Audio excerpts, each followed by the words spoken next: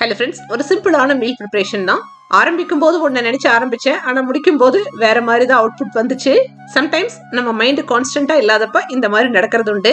என்னோட ஏஜுக்கான ஹார்மோனல் இம்பேலன்ஸா இல்ல பையனோட ஹார்மோனல் சேஞ்சஸான்னு தெரியல. ரெண்டு பேத்துக்கு இடையில ரஃப் அண்ட் டஃபா நிறைய விஷயங்கள் நடந்துட்டு இருக்கு.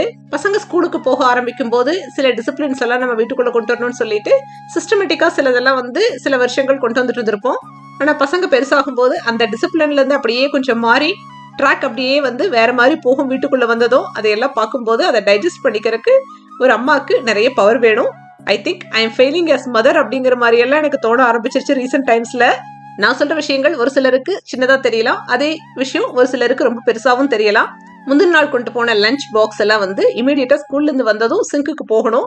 ஆனா சிங்க்ல கொண்டு போய் போடாம அந்த பேக் அப்படியே இருந்துச்சு.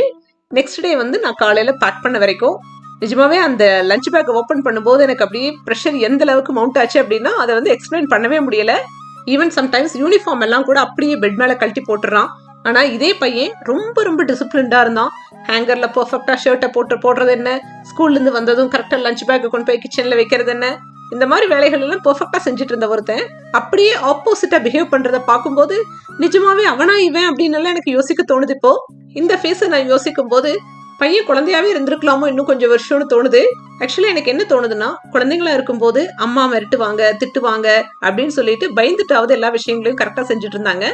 ஒரு ஸ்டேஜுக்கு அப்புறம் நம்ம திட்டுறது மிரட்டுறது இதெல்லாம் அவங்களோட ரெகுலர் ரொட்டீன்ல ஒன்னாயிருச்சு. அதனால நம்ம என்ன வார்னிங் கொடுத்தாலும் நம்ம என்ன அட்வைஸ் பண்ணாலும் ஒரு காதுல வாங்கி இன்னொரு காதுல விட்டுட்டு அவங்களுக்கான ரூட் எதுவோ அந்த ரூட்ல போயிட்டே தான் இருக்காங்க.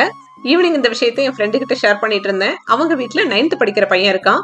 அவங்க சொன்னாங்க, உன் பையன் இப்பதான் 8th, இந்த ஒரு வருஷம் பொறுத்துக்கோ, அடுத்த வருஷம் நிறைய சேஞ்சஸ் இருக்கும் அவங்ககிட்ட அப்படின்னாங்க. ஏன்னு கேட்டா, இந்த வருஷம் next day morning tiffin box அவனா எடுத்து கொடுக்குறான். அடுத்த வருஷம் எல்லாம் நீ 2 பேக்கே வச்சுக்கணும். ஏன்னா மோஸ்ட் ஆஃப் த டைம் பேக்கை கூட மிஸ் பண்ணிட்டு வந்துருவாங்க. படிக்கிறதுக்கு அவ்வளவு இருக்கும். நீ திட்டு வேணும் இல்ல திட்டுறதை நின்று கேட்கறக்கோ ஒரு நிமிஷம் டைம் கூட அவங்களுக்கு இருக்காது அப்படின்னாங்க. அவங்க சிரிச்சுட்டே சொன்னாங்க, இன்னும் ஒரு 4-5 வருஷம் இவங்க கூட இப்படிதான் போராடி ஆகணும்.